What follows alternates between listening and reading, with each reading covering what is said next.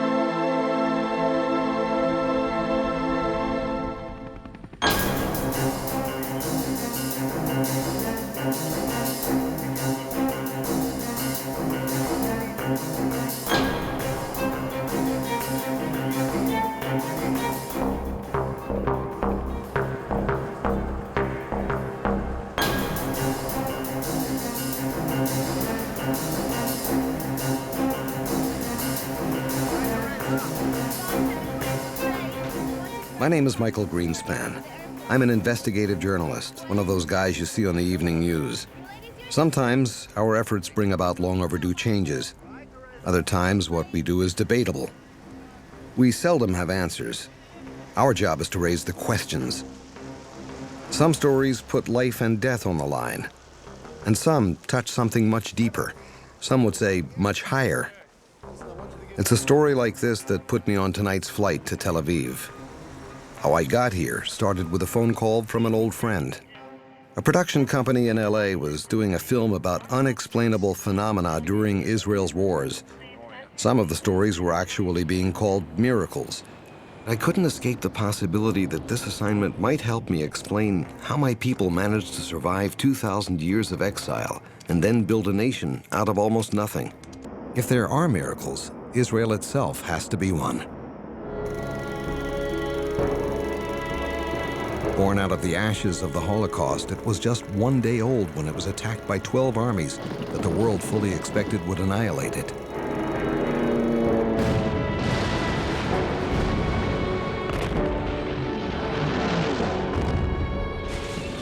There was one tank and 5 cannon with which to fight back an armada against them. And yet, Israel won. How? Every time Israel has been attacked, Pentagon and Kremlin leaders have declared defeat as inevitable. The military experts at West Point won't study Israel's wars because their outcomes are too impossible. But the anomalies don't stop on the battlefield. How did Hebrew become the only dead language in history to be revived after 2,000 years? Why would millions of people from around the world leave their homes and move to a desert wasteland to build new lives for themselves? How did these people manage to turn a land more than 80% desert into one of the largest food and flour exporters in the world? Why have incredible achievements in science, medicine, and new technologies happened here in greater concentration than anywhere else? There are no logical answers. Please fasten your seatbelts for the rest of the flight, and welcome to...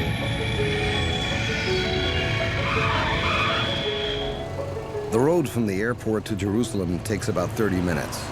But once you reach the old city, it feels like you've been traveling for centuries. Jerusalem is 3,000 years old, holy to Jews, Muslims, and Christians. This is the city of David, where Solomon built the temple, where God said he would forever dwell and watch over his chosen people. Of all the places to look for miracles, it should be here. Israel's history is filled with stories of miracles. The parting of the Red Sea, the sun standing still so Joshua could finish a battle, David killing the giant Goliath. If these stories are more than fables, then it wouldn't be inconceivable that they still happen. Today I'm investigating such a story. 8 miles north of Jerusalem is a forgettable backwater town called Michmash. Most people have never even heard of it. But two parallel stories apparently occurred here almost 3,000 years apart. One story is in the Bible. The other is recorded in the British war journals of World War I and in the personal memoirs of English Brigadier Major Vivian Gilbert, who was here in 1917. Historian Meir Halevi agreed to discuss what has been called the miracle at Michmash. This is a historical place where we can see, according to the Bible, the big rock, Sinai, and the other big rock, Botzets.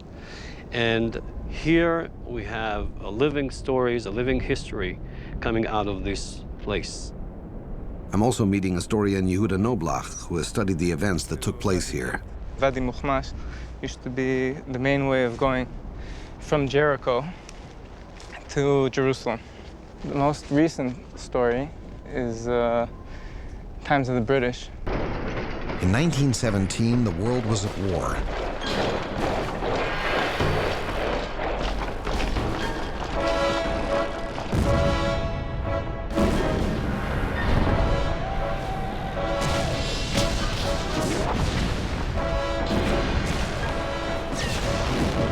Turkey's decision to join Germany against England and France would spell the end of the Ottoman Empire. The Turks had ruled for 400 years. In September, General Allenby arrived in Cairo. By December, Jerusalem was in British hands. On December 9th, Allenby approached Jerusalem's Jaffa Gate, then dismounted his horse and walked into the city on foot, declaring, "I come not as a conqueror, but as a pilgrim."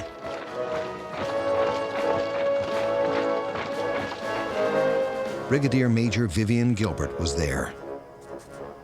People tell me soldiers have no souls. I refuse to believe it. I know what was in our thoughts that day. We experienced the thrill of those that make history. We were proud that Jerusalem, after languishing for over 400 years, should be free at last, and that the prize for which we had undergone so many months of weary fighting should be ours. We felt that somehow it was worth the privations, the heat, the thirst, the loss of comrades who had been more than brothers, the sad memory of lonely graves in Judean hills, the wounds and weariness, to free the Holy Land forever. February 18, 1918. It had been 2 months since we took Jerusalem. General Allenby has sent my brigade to capture the Turkish garrison at Michmash before the invasion of Jericho. We fully expect the Turks to mount a counter-offensive to try and retake Jerusalem. It will only be safe when we have liberated all of Palestine.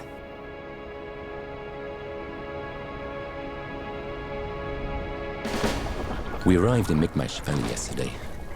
I'm certain the Turks don't expect an attack. We appear to have arrived undetected. Our general has planned an all-out frontal assault for tomorrow. Artillery, infantry, cavalry. Earlier this evening, I decided to see what we'll be up against tomorrow. I took 2 men with me to scout the Turkish camp on the cliffs above the valley.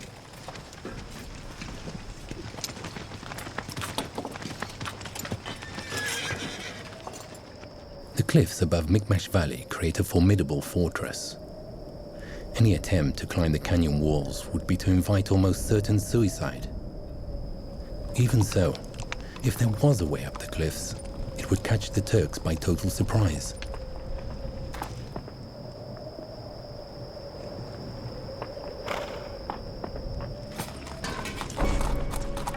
The Turkish garrison is enormous, perhaps several thousand strong. An attack from any side but the steep canyon would be in full sight of the enemy for a great distance.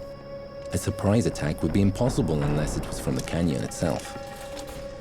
With the Turks distracted by an advanced assault on the cliffs, our cavalry could then charge from the plain unnoticed, so they were almost upon them. But without any way to get up the steep cliffs, such a plan is impossible.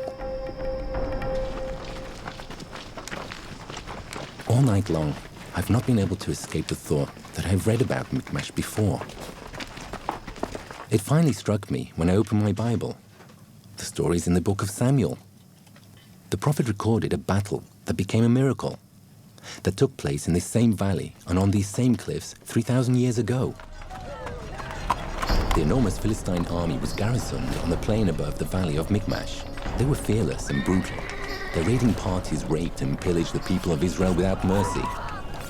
They seemed unconquerable.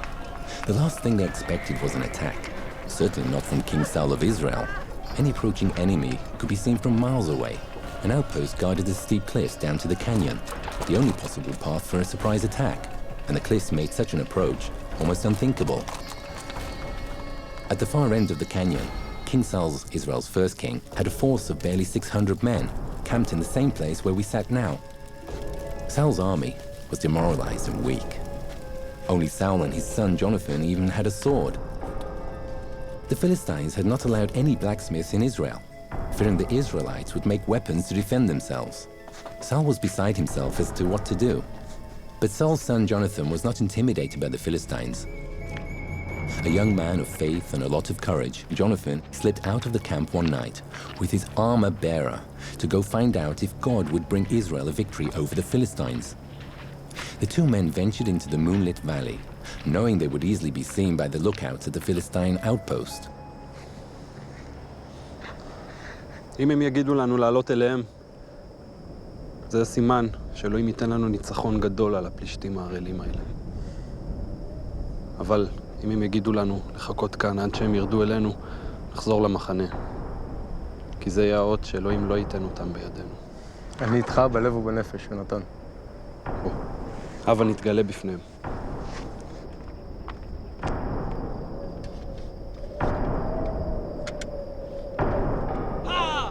هم الخنازير، هم الكلاب، صرخت لهم. تعالوا هنيا، الموتي، ادخلوا من الميتين، عندنا تعال هنيا. صرخت لهم قتل الكلاب، ها هما. صرخت لهم. اخرجوا، كنتم رجال، تعالوا إليهم. انظروا عليهم كذباب. لا ضعوف تعال.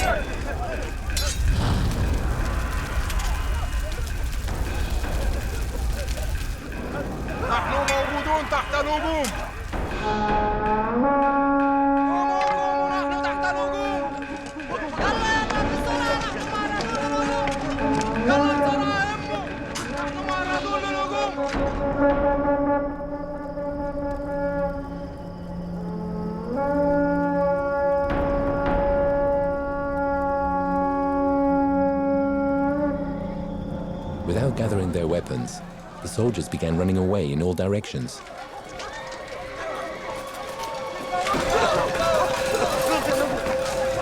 When Saul's lookout saw what was happening, they ran to the king and reported what they saw.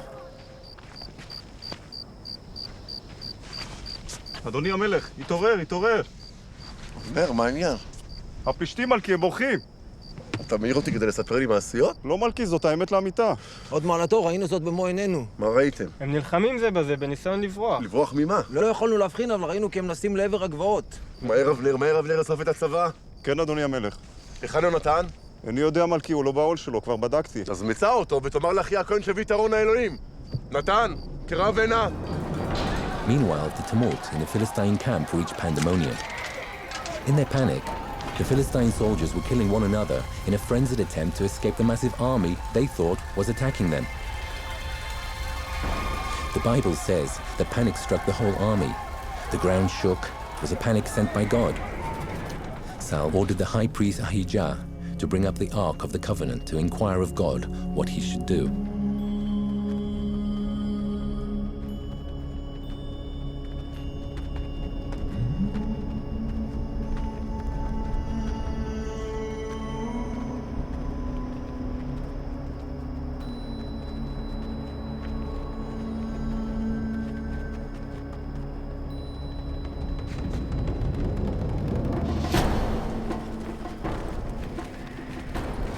Saul and his men set out to attack the Philistines.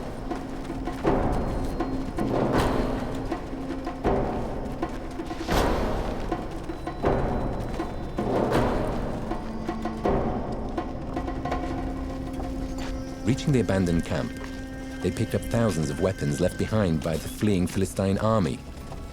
Saul and his men would chase them down and realize a great victory over their oppressors. The Bible declares, the Lord rescued Israel that day.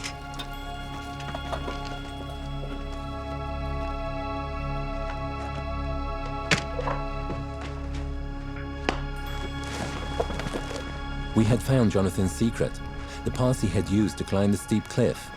The Turks would never expect an attack from the cliffs. A 3,000-year-old Bible story held the key to our 20th century battle plan. Gilbert, this is outstanding.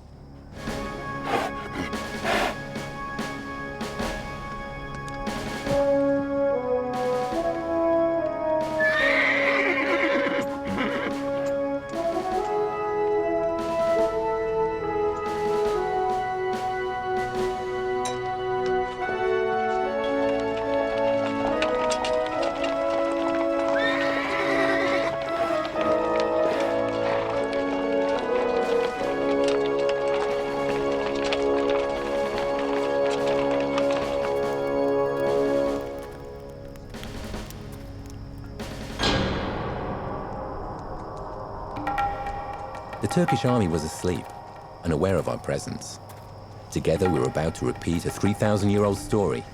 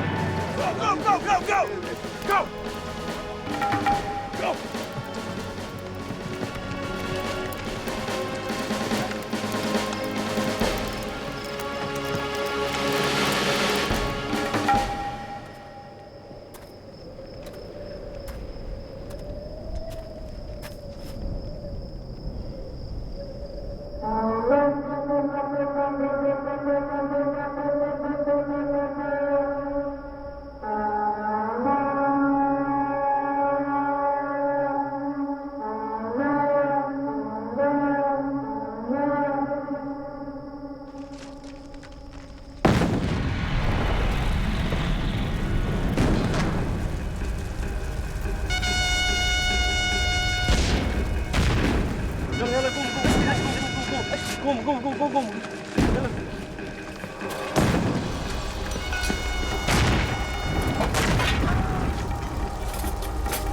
نحن ضع من تحت الهجوم سيدي. الجنرال الإنجليزي ألمبي يمكن قابل جيش لمكماش. وألمبي والمغلازة. يتي.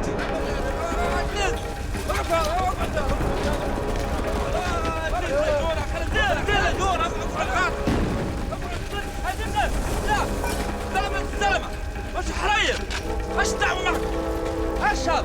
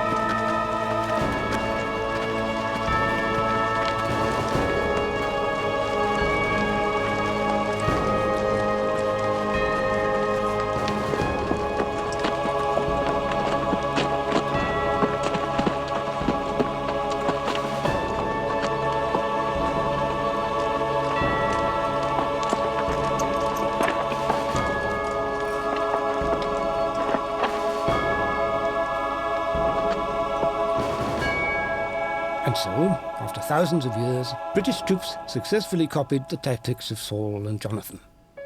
The afternoon before I left Palestine for England, I wanted to be alone. For 4 years, I had been constantly with men I had learned to admire and trust. I had been through the horrors of a great war, but now the country was at peace and the people were free. We had finished our mission. Peace and freedom were in the Holy Land for the first time for 500 years. And it all seemed worthwhile. Is there a miracle in the Vivian Gilbert story? Historian Meir Halevi is convinced there is. Okay, Vivian Gilbert looks in his Bible because this place reminds him of something, and he sees the story of Jonathan against the Philistines and says, this is a very good piece of tactical warfare. I'll try the same tactic and see if it works.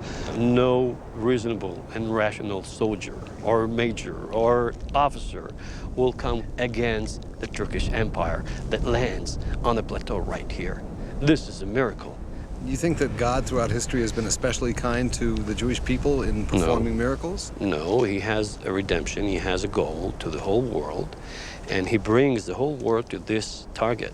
And whenever the world does not go to exactly the direction that he wants us to be in, he's just doing a miracle, just, giving us the right direction.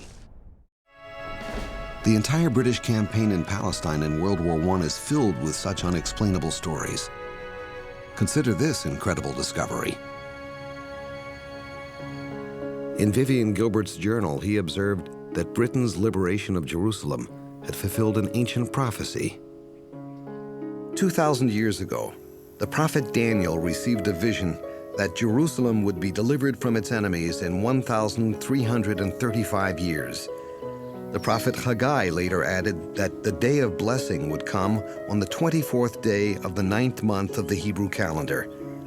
The date foretold by these two prophets was December the 9th, 1917.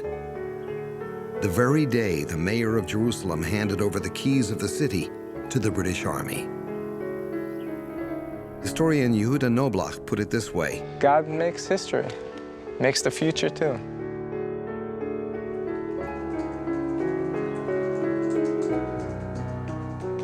If God makes history, how can I understand why so many terrible things have befallen Jews over the centuries? How can I explain the destruction of Israel by the Romans, the pogroms of the Russian czars, the Nazi Holocaust? Where was God in history at those times? For me, today raised more questions than answers. What one man sees as just great luck, another man sees as nothing short of a miracle from God. But some stories step outside the realm of good luck. You either have to believe or you don't. There's no middle ground. I'm meeting a former army commander in Jerusalem today with such a story from the Six-Day War in 1967.